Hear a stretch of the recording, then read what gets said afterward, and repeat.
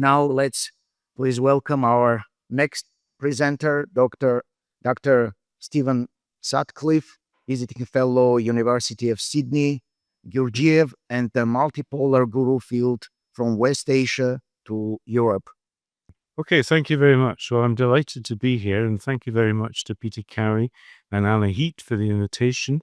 And I too also want to acknowledge the scholarship and friendship of Carol Cusack, and indeed also Joseph Azizi and Michael Pittman in particular, who have helped bring me up to speed with whatever it is that I know about this material. So my paper is going to be about Gurdjieff in the guru field, as I'm calling it. I'm just going to open it up here. Where are we? Okay, in this paper, I want to place Gurdjieff within interwar European spiritual interests in psychology, dance, and literature. The multiple authorities who participated in these networks formed what the US scholar Amanda Lucia has called a guru field. We can locate Gurdjieff within this field as an example of numerous teachers offering expertise to hungry seekers in a post-1918 search culture. Existing studies, not many of these, have tended to focus on a somewhat bipolar east-west flow. This conference offers the opportunity to highlight Armenia as an important West Asian locus which can disrupt the East-West unidirectionality and disclose the outlines of a truly multipolar guru field. Thinking then with the concept of West Asia and treating Gurdjieff as an exemplar, but from Armenia rather than India, teases out a rather different cultural flow between West Asia and Europe. Now, we know that Gurdjieff, pictured here at the Prairie sometime in the early 1920s, became best known after establishing this intentional community on a solid footing just outside Paris. And I particularly like this picture because it's very much a picture of working in action, and you can obviously interpret work on many different levels here. Now, as a teacher, Gurdjieff is of both intrinsic and extrinsic interest. Intrinsic in terms of identifying the origin of his teachings, working out that complicated hermeneutic that many people are engaged with. Extrinsic interest, which is what I'm mostly working with here, in terms of seeing his career as exemplary within an emergent post-Christian culture in Europe. That is, a culture defined less by the values and institutions of historic Christendom, but still overshadowed by its memory. And I was struck there in Joseph's paper just before mine, this idea that the movements might represent a new form of ritual for a culture that has lost its historic connections with a Christian ritual, but is looking for new forms and expressions. So I'll be focusing here on that wider field or environment in which Gurdjieff honed and adapted his methods as practical tools. And the concept of the guru field describes the opening up of a wider environment of guru-driven, teacher-driven religion from its origins in South Asia. And the chief feature of this field is oral teachings transmitted in small groups via lineages of authoritative descent from teacher to student. Now, here is the American scholar Lucia and her idea of the guru field as something that was stemming from South Asia. Originally, guru, after all, is a Sanskrit word, moving out via diasporic Hinduism, and that's where her interests lie. But to put it in a nutshell, what I want to argue is that we can take the idea of the guru field beyond the Hindu diaspora, and indeed ultimately beyond the Sanskrit etymology and culture of guru, to indicate this wider transnational field of authoritative teachers working via various lineages and presenting their material for a new audience of seekers in the 20th century. Now, Lucia's model about this opening up of a wider field had been in the air for some time in a certain kind of way. So, for example, we have a number of very good and interesting studies, a few of which I picture here. Andrew Rawlinson's The Book of Enlightened Masters, Western Teachers in Eastern Traditions, note the subtitle. Colin Campbell's The Easternization of the West, a thematic account of cultural change in the modern era, or Johan Borup and Marianne Kotto-Friedberger's East Spirit, transnational spirituality and religious circulation in East and West. So interesting studies. We've got Harvey Cox there as well, Turn East. Interesting studies, but they're all based on this kind of bipolar dynamic of two rather opposing blocks, the West and the East. And in fact, in Peter Cowie's opening address, he made mention of this very kind of static model of the field. My argument, in short, is that by introducing Gurdjieff into this, we bring in someone from, if you like, left field, from outside of that dominant polarity, who can help open up the polarity and make the field truly multipolar. And it's significant that in that respect, then, that Gurdjieff is not coming from the East. He is coming from West Asia, and he is coming from Armenia. So excellent as these kinds of studies are, they embed a kind of zero-sum calculation of a very complex cultural exchange. The English imperialist poet, who I'm not usually one to quote, Rudyard Kipling, put it in his ballad East and West, "Oh, East is East, and West is West, and never the twain shall meet." Gurdjieff's projects complicate this binary by entering, as I say, from left field and teasing out, exploding the geography, if you like.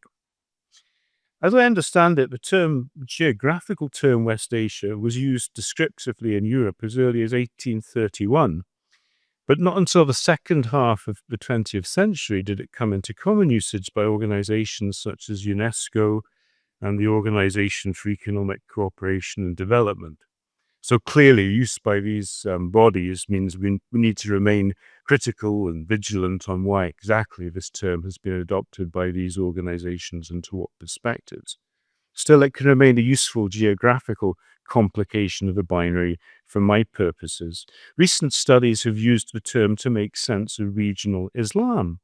Armenia, and Gurdjieff in particular, offer a very different perspective, reminding us of, quote, the important place of Armenia in history due above all to its geographic location between East and West, North and South, between the Black and Caspian Seas, on the fault line of regions and religions, cultures and civilizations, of passing empires and enduring states. That last phrase in particular, on the fault line of regions and religions, very nicely describes Gurdjieff's provenance as well as his sources. On the fault line, neither black nor white, east or west, but coming somewhere from in between. Using the term West Asia then with Armenia at its core and Gurdjieff as a cultural agent interrupts that endless oscillation between East and West by introducing a new vector of authority. In short, Gurdjieff helps make the guru field multipolar. Now, in his book Psychological Subjects, Identity, Culture and Health in 20th Century Britain, Matthew Thompson has identified a shift in psychological discourse after 1918, from a naturalistic and secular to a more ontologically ambiguous discourse on the mind and its powers. Thompson identifies the popularity of topics such as mysticism, the will, attention, and the development of personality and higher levels of consciousness. This kind of discourse starts to attract attention in interwar Europe and in this study in Britain in particular. And interestingly, Thompson introduces quite independently Amanda Lucia's argument from the South Asian context. He introduces the figure of the guru as a fount of wisdom, note wisdom beyond mere knowledge, who offers a new recognized role for the exchange of ideas and people, especially beyond the professional disciplines, so in a wider, more popular cultural setting. Now, the assimilation into English of Sanskrit guru, an assimilation that Thompson is working with in his study of psychology there, this assimilation began around the late 19th century. Stephen Jacobs suggests that guru is cognate with the Latin term gravitas, meaning heavy or weighty, thus implying that the guru is a person who is serious, important, and influential. Thus, in the Hindu Guru Gita, the guru is the one who brings liberatory knowledge to the disciple. In Thompson's account of interwar psychology, the new guru's authority is conveyed, importantly, orally and in person, through face-to-face contact, and thus, quote, through the sway of personality. With this last phrase, the sway of personality, Thompson points to the power of affect or emotion to disrupt the legal rational limits of professional authority, thinking of Max Weber's typology of authoritative styles. The sway of personality, the move to affect and emotion through contact with the presence of the guru, introduces a new mode of teaching and learning. And this, of course, recalls Max Weber's famous model of charisma. There's Max Weber there in a very famous portrait of him. And Weber defined charisma sociologically in this well-known way. He defined it as a certain quality of an individual personality by virtue of which he is set apart from ordinary men and treated as endowed with supernatural, superhuman, or exceptional powers or qualities. And these powers or qualities are not accessible to the ordinary person, but are regarded as of divine origin or as exemplary. And on the basis of these, the individual, we've lost the rest of that. On the basis of these, the individual is regarded as special, set apart person. Nevertheless, then, in the guru field that I'm trying to describe, the multipolar guru field I'm trying to describe, with Gurdjieff injecting a new pole of authority to disrupt the binary system, however powerful the charisma of each individual guru, and accounts of Gurdjieff's charisma are particularly plentiful, that each guru's share of attention within the guru field is undercut by the fact of their co-presence as multiple authorities, and hence, in effect, as rivals within the field at large, vying for the attention of the audiences. And this creates then an epistemic quandary for seekers: how to evaluate satisfactorily the teachings of each and all of the various gurus in the field, since each guru's authority is subject to comparison by dint of participating in the field in the first place. Each claim is vulnerable to relativization. And this, in effect, is the reality of, you could call it the postmodern situation, you could call it the late modern situation, where objectively the field now is populated by a multiplicity of religious authorities, each offering different and potentially rivalrous avenues and methods towards true practice.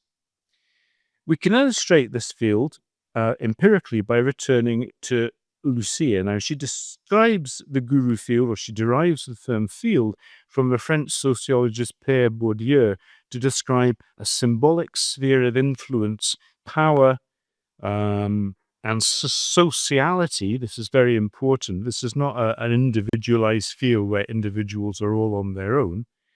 A field of influence, power, and sociality populated by specialized agents. Now, Lucia represents this environment as a distinctive religious field located in the near present, characterized by modernity, globalization, and technological developments.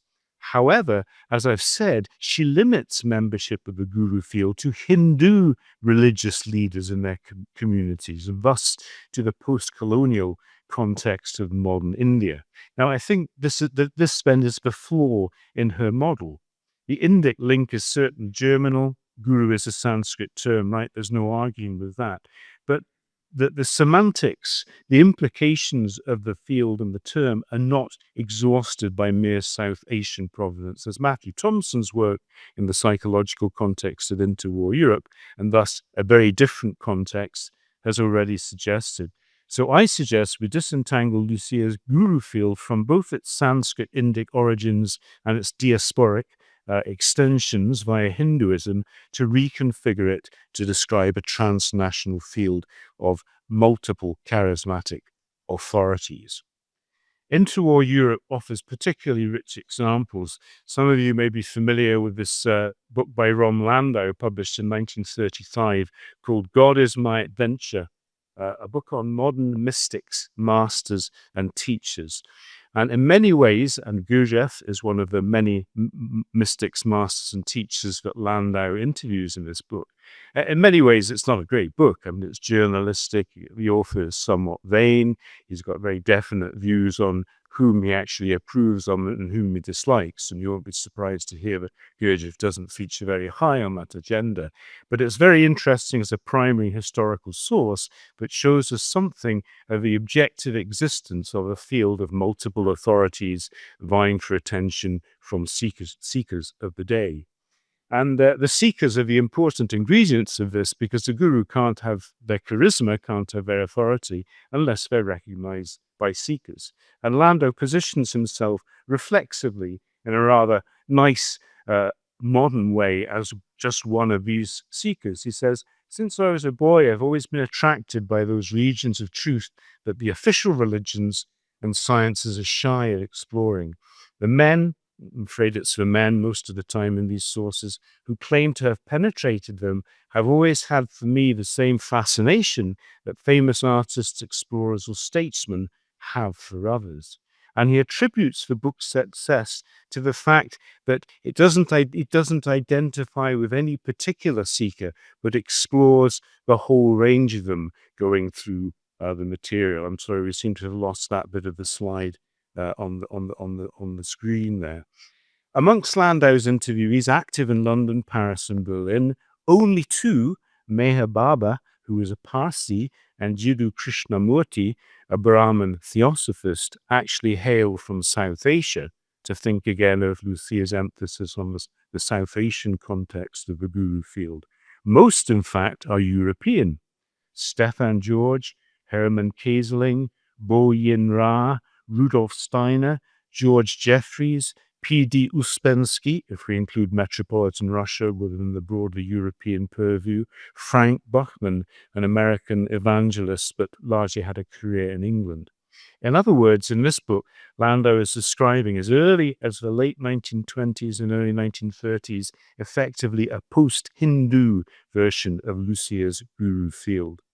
And as I say, we've got one testimony there from Landau about what it's like to be a seeker looking for things within this field. Here's another testimony, a famous testimony, this time back to Thomas de Hartmann in Our Life with Mr. Gurdjieff, who writes, "I always remembered when composing the wonderful words of a Russian fairy tale, go not knowing where, bring not knowing what, the path is long, the way unknown. The hero knows not how to arrive there by himself alone. He has to seek the guidance and help of higher forces. And so," writes de Hartmann, "my life was a search. I came into contact with many ways and met some exceptional people, but they never seemed to be what I was looking for." Until, of course, he encountered Gurdjieff. So we get onto the last bit of my paper. How much time do I have? 3 minutes. 3 minutes. Okay. So enter Gurdjieff. Finally, I spent a bit of time setting up this idea of a multipolar guru field with Gurdjieff as the main person introducing that multipolarity.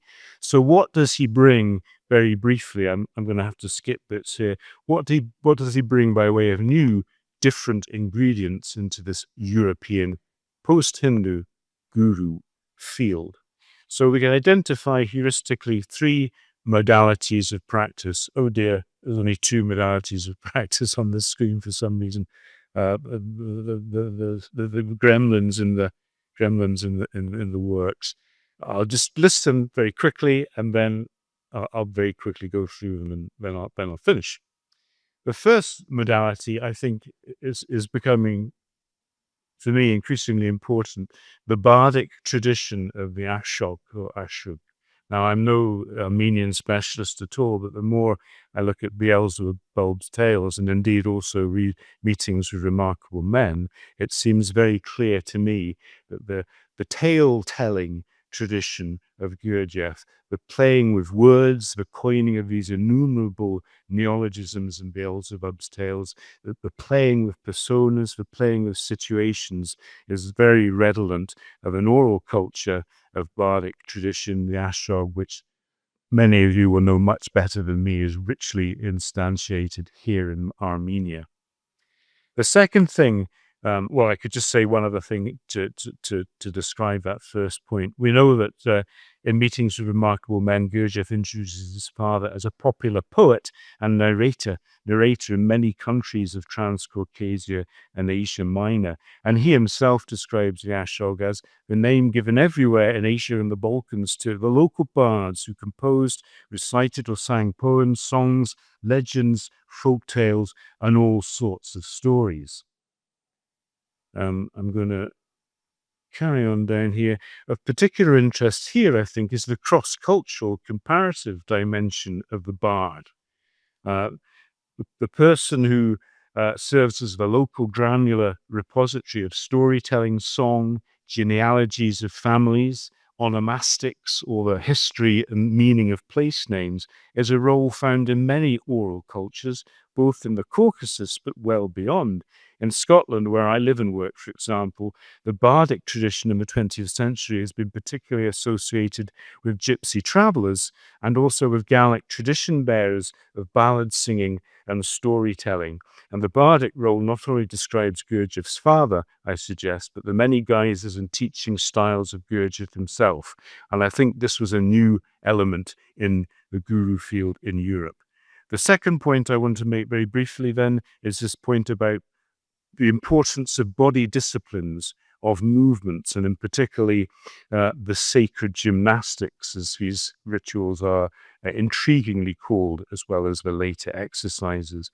Much ink has been spent on identifying the source of the movements, but for my argument, that's less important than their form as disciplined body movements, a form of practice which was not generally to the fore as a ritual practice in the guru field of the day, although we do know there were several styles of artistic dance being experimented with, and of course, Rudolf Steiner and later Peter Dionov developed their own forms of a ritual movement, if you like. So the movements weren't alone, but they were of a very kind of singular form, I think, when you compare them with these other rivalrous practices.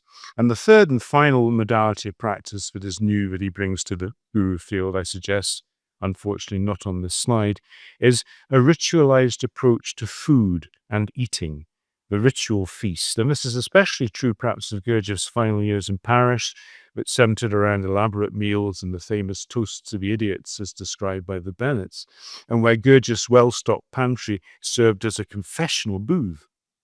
But a ritualization of food culture was already present in Gurdjieff's early practice of meeting students and writing in the cafes of St. Petersburg, Moscow, and Paris, apparently energized by immersion within the hubbub of public eating and drinking. Other gurus in the field taught food cultures. Steiner taught biodynamic horticulture. Meher Baba taught vegetarianism, and other examples could be adduced. But Gurdjieff's use of the feast as collective instruction, I suggest, introduces a traditional convivial food culture into a European society fast succumbing to instrumental rationality in which time is money and food is merely fast and to go. So there's three examples then of the new items I believe Gurdjieff brought into this field, coming from Armenia, coming from Western Asia, that offers a very practical focus on the doing of spirituality, if you want to use that word, doing rather than writing texts, reading doctrines. Texts were important, and Gurdjieff would later turn to them, but the doing of things was the crucial thing. The many mystics, masters, and teachers discussed by Ron Landau offered various talks and publications, but arguably they lacked the repertoire of material practices that Gurdjieff introduced from Armenia. Thank you.